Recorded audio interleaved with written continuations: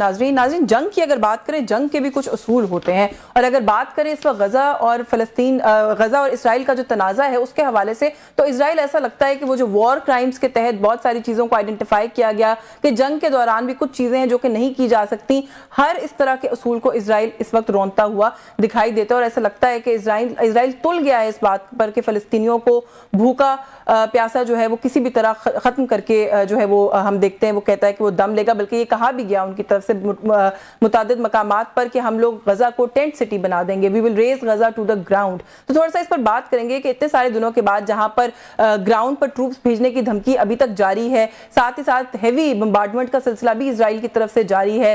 दुनिया के मुख्तलिफ ममालिक के इसके ऊपर मुख्तलिफ हम देख रहे हैं कि स्टेटमेंट सामने आ रहे हैं। जो अगर हम बात करें तो इस वक्त लगता है कि एक बड़ी क्लैरिटी के साथ दुनिया जो है वो डिवाइडेड है, एक ओपिनियन डिवाइडेड है इस पूरे कॉन्फ्लिक्ट के ऊपर। तो ये मामलात अगर मजीद आगे बढ़ेंगे, एग्रीवेट होंगे, तो जाहिर है जो दो ममालिक इन्वॉल्व हैं या दो जो इलाके हैं वो इन्वॉल्व हैं, उनका तो मामला है ही, दुनिया भर को ये मामला किस तरीके से इंपैक्ट करेगा, थोड़ा सा इसे भी अंडरस्टैंड करने की कोशिश करेंगे। हमारे साथ टेलीफोन लाइन पर मौजूद है सीनियर डिप्लोमेट है, former permanent representative to the UN रही हैं पाकिस्तान की मलिहा लोधी साहिबा ने हमें ज्वाइन किया। डॉक्टर मलिहा लोधी ने, बहुत शुक्रिया आपका डॉक्टर साहिबा आपके वक्त के लिए। मैं सबसे पहले तो आप इस क्राइसिस को कहीं दुनिया में मजीद एक्सपैंड इस वक्त होता हुआ देख रही हैं, क्योंकि आपने मुख्तलिफ जगहों की जो स्टेटमेंट्स हैं ममालिक की वो भी आपके सामने है, ईरान का बयान भी अब इस वक्त हमारे सामने है कि अगर ये जो तबाही है ये रुकती नहीं है तो फिर ईरान पीछे नहीं हटेगा फिलिस्तीनियों की सपोर्ट के लिए। तो किस तरीके से देख रही हैं, ये कोई एक बिगर क्राइसिस में तो कन्वर्ट होता हुआ नजर नहीं आ रहा आपको सब कुछ?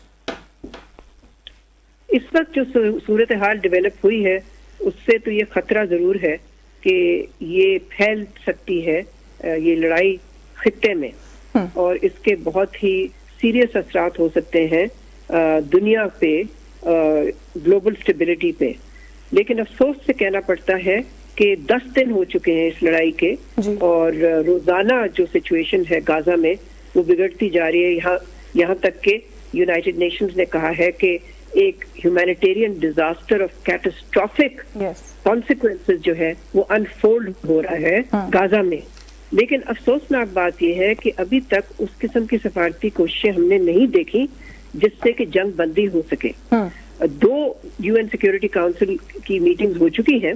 आपको मालूम ही है कि जो वाहिद बॉडी है दुनिया की वो है यूनाइटेड नेशन सिक्योरिटी काउंसिल, जिसकी जिम्मेदारी है कि वो, जिसको अंग्रेजी में कहते हैं for maintenance of international peace and security.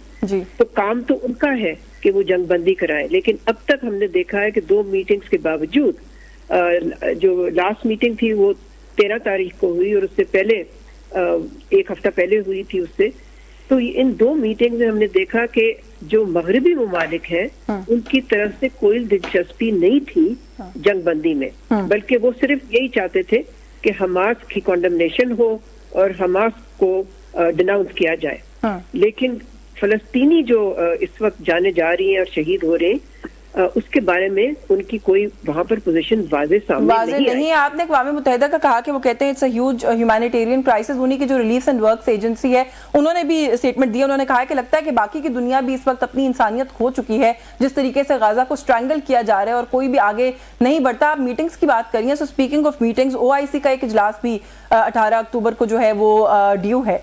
तो ये मीटिंग्स और सेशन से ये मामला वैसे तो जाहिर ऑफ कोर्स इंपॉर्टेंट है, मीटिंग्स भी होनी चाहिए, लेकिन किस तरीके से प्रैक्टिकली, जैसे आपने कहा कि एफर्ट तो कोई हो नहीं रहा, फिर इन मीटिंग्स का क्या मकसद है? नहीं, देखिए, सबसे जो अहम चीज है वो है कि जंग बंदी, अगर सिक्योरिटी काउंसिल की एक रेजोल्यूशन करारदाद आ जाती है जिसमें कि जंग बंदी का वो कहते हैं, तो फिर तो जंग बंदी होनी पड़ेगी। फिर दोनों साइड्स को जंग यानी कि fighting has to come to an end. लेकिन अभी तक हमने ये नहीं देखा। लेकिन वहाँ सिक्योरिटी काउंसिल में रेजोल्यूशन जरूर है, और शायद उस पे आज ही कह रहे हैं कि शायद उस पे कोई वोट हो। अब देखना ये है कि जिसकी बात आपने की कि दुनिया डिवाइडेड है, वो डिवीजन सिक्योरिटी काउंसिल में भी वाजे है ना जी। और देखना ये है कि आया वहां पर कोई यूनिटी होती है, कोई यकजहती होती है इसके पीछे, इस रेजोल्यूशन के पीछे जो कि रूस ने मूव किया है। आपको मालूम है कि चीन भी डी एस्केलेशन की बात कर रहा है जी।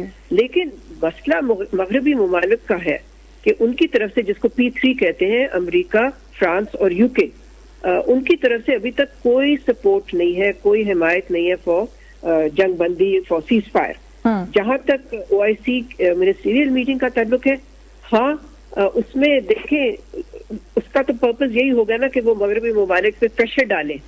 वो खुद से तो जंगबंदी का जरूर कॉल देंगे, लेकिन OIC तो जंगबंदी नहीं करा सकता, इसलिए कि उसके पास कोई इन्फोर्समेंट मैकेनिज्म नहीं है। लेकिन UN सिक्योरिटी काउंसिल के पास तो है ना। तो अब देखना हमने ये है कि UN सिक्योरिटी काउंसिल पे आया OIC इतना प्रेशर डाल सकती है या नहीं डाल सकती। तो अमेरिकी स्टेटमेंट्स की हद तक तो अमेरिकी सदर ने भी कहा कि ये जो मुहासरा है गजा का, ये इजराइल को महंगा पड़ सकता है, लेकिन बात अगेन वही आ जाती है कि उससे आगे नहीं जा रही। कुछ कॉन्स्पिरेसी थ्योरीज भी फ्लोट कर रही है डॉक्टर साहिबा।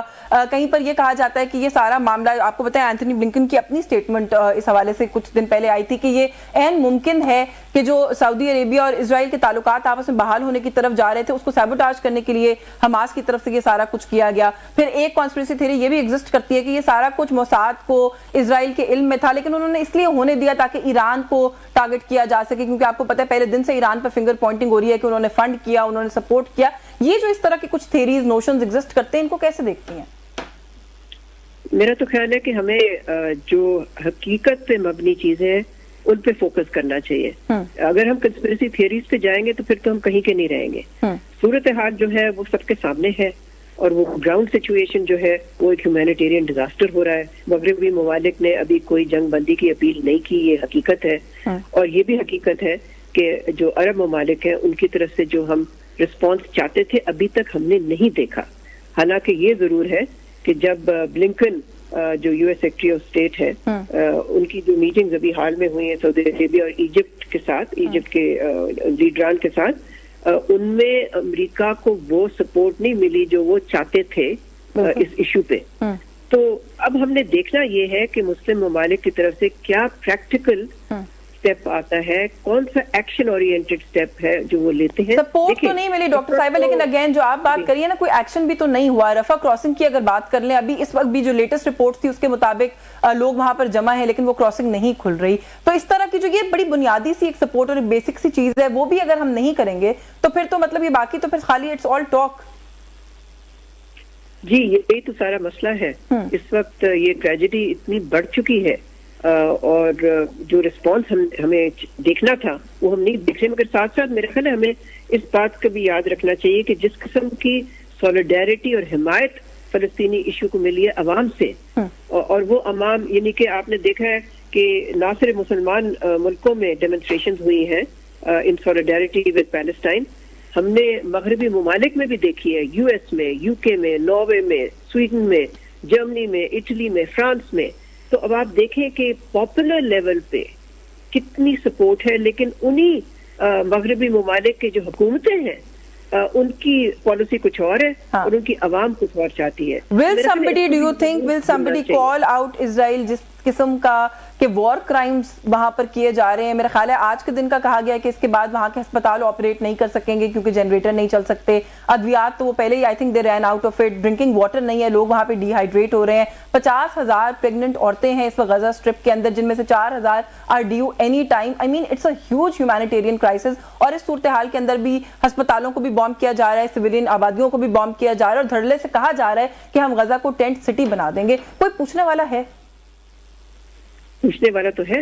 मेरा ख्याल है जो, जैसे मैं आपको अभी बता रही थी मगर आपने उसका नोटिस नहीं लिया, कि पूरी दुनिया में डेमोन्स्ट्रेशन हो रही है, प्रोटेस्ट डेमोन्स्ट्रेशन हो रही है मगरबी ममालिक में। मेरी बात सुन लीजिए, आपको ये भी मद्देनजर रखना चाहिए ना, हर चीज को आपको डिसमिसिव नहीं होना चाहिए। अगर लोग निकल रहे हैं, हमारे मुल्क में निकले हैं, मुसलमान मुल्कों में निकल रहे हैं, तो जिसकी आप बात कर रही हैं कि कोई इस पे बात नहीं कर रहा, ये गलत है, ये दुरुस्त नहीं है। देखिए, हुकूमत एक चीज होती है और अवाम एक चीज होती है। अवाम की तरफ से पॉपुलर सॉलिडेरिटी का जो मुजाहरा आप देख रही हैं पूरी दुनिया में, वो भी एक बहुत ही अहम फैक्टर है। ये ग्लोबल ओपिनियन काउंट करता है और इससे भी प्रेशर पड़ता है मुख्तलिफ मुल्कों पे। ठीक है।